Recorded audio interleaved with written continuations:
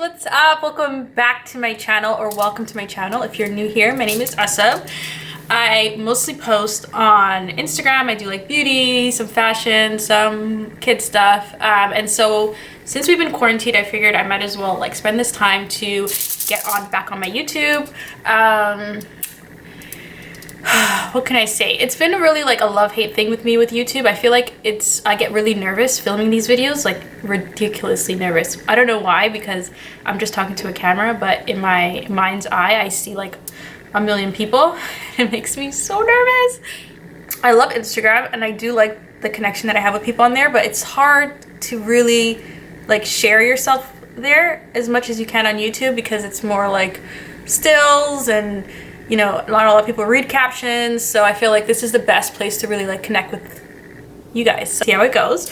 Today's video is going to be me putting on my makeup. I'm gonna answer some of you guys' questions. I'm gonna do just like a girls chat, basically in quarantine. I'm gonna get ready to go right there to the living room. I'm gonna put everything in the description if I don't say exactly what I'm using, but these Mary Kay hydrogel patches, eye patches, I love them so much. Pretty affordable, and I feel like I can feel it working. It's kind of like tingling. When I take them off, my eyes are a little bit tighter around my under eye area. I've been sleeping not at all the last couple of days. I've been kind of down. I feel like my energy's been different. I feel like just with everything going on in the world, I'm like anxious. I don't know what's gonna go on. My dad has a lot of health problems, so I'm like worried for him. I feel like isn't taking it as seriously as I would like him to, so I don't know, I just feel nervous all the time because of this Rona has ruined our lives, all of us. But alhamdulillah, like I just keep telling myself, like, be grateful, practice gratitude. You're, you know, lucky to be at home. You're lucky your daughter's here safe with you. And this is one of my favorite eyebrow pencils. This is the Precisely My Brow Pencil. The only thing about this pencil that I don't love is that it runs out quick. Like this will probably last me a couple weeks. The first question is, how tall are you? I'm 5'7". So the next question is something that I get asked so frequently. I think this is the #1 question I get in my inbox all the time about if I'm married. All right, so no matter how many times I answer this question, I'll get it 30 more times. And so I figured it's probably the best place for me just to let everyone know that I am not married. I am actually divorced. I have to be honest with you guys, I'm a very, very private person. I don't like really to discuss my private life with anyone, not just you guys. So imagine the whole world. Like even with my friends, I'm kind of private. I've been told that I can be secretive. I feel like it's hard for me to open up to people, and I think one of the reasons is because I am very sensitive to criticism. Something that I'm working on. Like when you're open and honest and you talk a lot about yourself and your personal life, it really opens you up to people's opinions, people's criticisms, and that can be hard to swallow, especially for somebody like me who is a sensitive person. Okay, so let's talk about it. I got divorced about 1.5 years ago. It was the single worst time of my life. This was in 2018. I feel like at the time, I thought it was the worst thing that could have ever happened to me. I thought I was a complete failure. Now looking back at it, I can see themes of like depression around that I had, a lot of denial, a lot of guilt. And it's crazy because I feel like the guilt from my divorce wasn't more on my own feeling. It was more of, you know, the shame that I'm bringing on my family, the shame that I'm, you know, carrying. I didn't want to upset my mom. I don't know why it sounds like I'm about to cry, you guys. I'm so not feeling like that. Just when I talk about my personal life, I get so nervous that I get this like voice. One thing I would say is, for anyone that's dealing with a divorce or considering a divorce, I feel like as Muslim women, especially as Somali women, the #1 thing that's kind of holding us back is the shame. There's a lot of shame in our community regarding being divorced and being a woman that has been divorced. Even the language that we use around divorce projected onto the woman. She was divorced instead of they got a divorce. So for me, for a long time, I didn't even want to tell my parents. I think I was kind of like, my hand was forced when things kind of got to the point where I couldn't keep it to myself anymore and I had to tell them. I don't know why, you guys. I thought maybe I could like get a secret divorce and no one would know about it. My reasoning now that I'm looking back at it, I'm like, you're so crazy. Like, what were you thinking? At the time, I just realized that I think it was more so I didn't want to deal with it. I didn't want to deal with it. I didn't want to tell people because people would want to ask me about it. People would want to, because people are so curious when it comes to divorce. I think it's something that scares people, especially when you're in a relationship. I was very private with my relationship, so I didn't really talk about any of the problems, even with my friends or my family, that we were facing. And so it came to a shock to people. Like, imagine everyone thinks everything's fine and you guys are fine and really you're not, and then all of a sudden, very quickly, the relationship is over and people need to know. I kind of kept it to myself for a long time. It was definitely a point of conflict with a lot of people, and I understood. Now looking back at it, I can see the wrong in that. At the time, I was just trying to deal with it the best way that I could, but it definitely was not an ideal situation. I definitely recommend if you are, sorry, let me turn off my phone, that's rude. I definitely recommend if you're going through a divorce and you're not sure where things are headed, like, try to seek out counsel with your friends, with your family. Obviously, don't put everyone in your business, but I think when you hold things in so much and you keep all your issues to yourself, it's like a greater burden. If more people can help you, that will be better for you. Getting divorced is not easy. Getting divorced with a kid is even worse. I went from having a lot of support to doing a lot on my own. So if you want to think about it, I went from living with my parents to living with my husband and now living alone for the first time, you know, in my late 20s. I got married when I was pretty young. I think maybe a little too young. I was 22 years old when I got married, about to turn 23. And so I thought I was super mature at the time. I don't know if I was actually as mature as I thought I was. And so in my late 20s, being single for the first time in so long and having to, you know, manage my own household. I have a daughter, and having a child and going through a divorce is a very difficult thing. It's not easy. You want to do what's best for the kid. I'm lucky that, alhamdulillah, me and my ex-husband have a pretty good relationship now, so we don't have any issues when it comes to Alina. I feel like we're both very good at making sure that she is not affected as much as she can be by our divorce. Like, we do a very good job at co-parenting, and if you guys want, I can do a whole separate thing about co-parenting. How I got over my divorce. I feel like in the beginning I kind of was in denial, so I wasn't facing my emotions. I really didn't cry a lot. I'm very surprised. It's weird. I'm the type of person, when it comes to my personal life, I don't really cry, but when it comes to any sad story, any sad movie, anything, I'm like bawling, crying. But anything that like happens to me, I never cry. Let me know in the comments if you guys are like that too. It's super weird. I find it difficult to express myself in that way.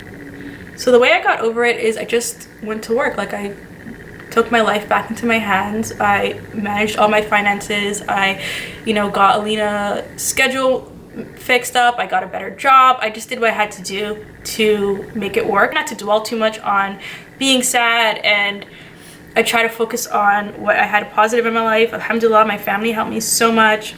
His family's great too. And so I had a lot of support system going through this transition. And I think looking back at it, I was kind of just like in survival mode, if that makes sense. I make it sound dramatic, but I'm sure you guys can understand what I mean. Like, I had to do what I had to do. I had to go and get a better job. I had to, you know, take my daughter to school every morning and put on a happy face. I couldn't just lay over and die. One thing I would advise any girls, women who are watching this right now, and if you're going through a divorce or considering going through a divorce, if you're already been divorced, I would say it's not the end of the world. It's not. It might feel like your world's ending. It might feel like you will never recover from this, but you will. You can do it. Whether it's financially, emotionally, whether it's finding love again, all things are possible, especially when you have faith in Allah. Just like the way that He brought you guys together, it was His will. It was also His will that brought you guys apart. Just never worry. Things will work out in the end, and I really wish I knew that. I didn't really know anyone that had gone through it.